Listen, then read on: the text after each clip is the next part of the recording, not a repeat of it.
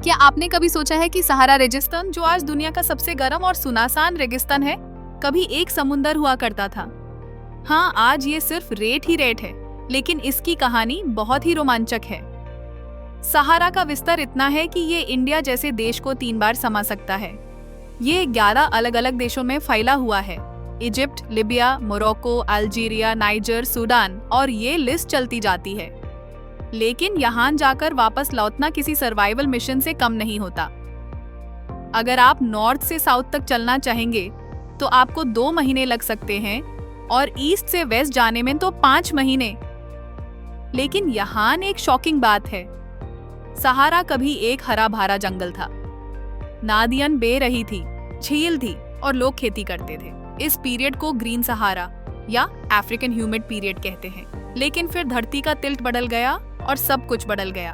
5000-6000 साल पहले जब मॉनसून ने अपना रुख बदला तो सहारा सूखने लगा। नदियां सूख गई, जंगल जल गया, और हर छोटी सी जीवन की निशानी धीरे धीरे रेत के नीचे छुप गई। आपको ये सुन के हैरानी होगी कि सहारा के नीचे एक पूरा अंडरग्राउंड वाटर सिस्टम है, जिसे नूबियन सैंडस्टोन एक्विफर सिस्टम कहते हैं। ये पानी फॉसिल वाटर है, हजारों साल पुराना। अगर इस पानी को निकाला जाए तो पूरी दुनिया को 200 साल तक पानी मिल सकता है। लेकिन इस पानी को निकालना बहुत मुश्किल है, क्योंकि ये बहुत गहरा है और इसकी कॉस्ट भी काफी ज्यादा है। सहारा के कुछ हिस्सों में जाना मतलब मौत को बुलाना है।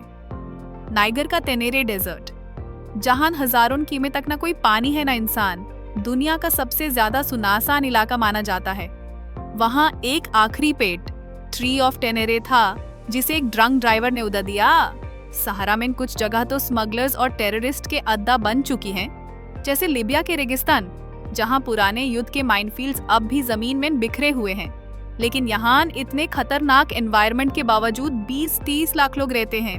उनमें से एक खास ट्राइबे हैं, तुआरेग, जिन्हें लोग ब्लू पीपल ऑफ सहारा भी कहते हैं। ये लोग ब्लू कपड़े पहनते हैं, जो उनकी स्किन पर भी लग जाता है। और यहाँ के एनिमल्स भी कमाल के हैं।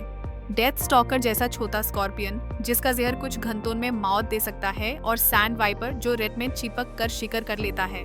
ओस्ट्रिच, जो 27 किलोमीटर की स्पीड से दौड़ सकता है, और डेजर्ट टर्टल, जो महीने भर बिना पानी के रह सकता है। सहारा की आंधियां इतनी तेज होती हैं कि उनकी धूल अमेज़न के जंगल तक पहुंच जाती है। वहां की मिट्टी में सहारा का फास्फोरस मिलता है। ये डेजर्ट सिर्फ अफ्रीका तक सीमित नहीं है, ये दुनिया के इकोसिस्टम का एक पावरफुल प्लेयर है। सहारा का सच ये है कि एक समय ये सबसे हरा भरा इलाका था, जो आज मौत का एक रेगिस्तान बन चुका है। क्या आपको लगता है कि एक दिन सहारा फिर से हरा भरा हो सकता है?